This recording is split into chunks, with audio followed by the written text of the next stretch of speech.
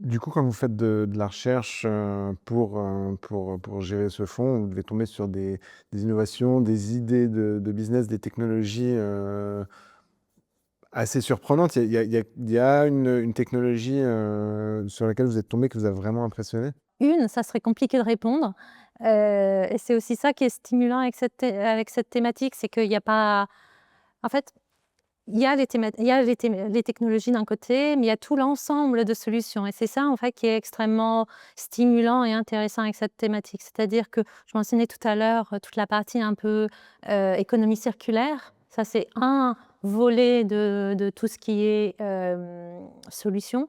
Le deuxième volet, ça va être effectivement tout ce qui est technologie. Il y a énormément de technologies, des technologies de monitoring, de repérage sous-marin, d'agritech, énormément finalement et c'est un secteur qui se développe, vraiment à vitesse exponentielle Avec finalement, l'IA? avec et sans IA. Ça il y a différents types de profils d'entreprises, on va dire là-dessus et c'est vrai que, c'est vraiment assez stimulant de voir, ces technologies apparaître, de voir des sociétés qui remodèlent leur business model pour justement intégrer ces nouvelles solutions et un autre donc là, ça c'est le 3e pan de solutions qui est encore beaucoup niche, on va dire à date d'aujourd'hui, ça va être toutes les activités un peu régénératrices.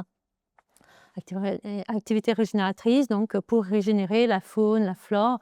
Donc ça peut être soit des couloirs de biodiversité par exemple. Des couloirs de biodiversité? Exactement. Pour régénérer la faune et la flore, donc ça va être mis en place concrètement par des sociétés qui sont, dans le segment des forêts notamment. Donc ça va pas être tout le secteur des forêts ou toutes les entreprises classifiées dans les forêts qui vont mettre en place ces couloirs de biodiversité. Au risque de paraître inculte, c'est quoi un couloir de biodiversité?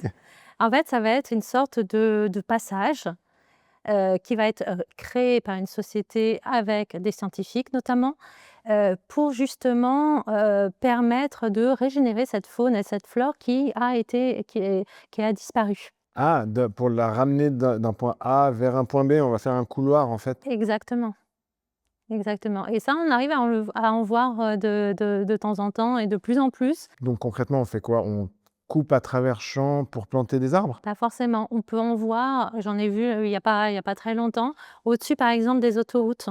Ah, Par exemple, parce que il faut les que ponts, les exactement, il y les a ponts certains ponts végétalisés. végétalisés en bois sur le côté et cetera. C'est fait pour justement que les animaux puissent aller de l'autre côté notamment, et qu'ils trouvent un passage, sécure.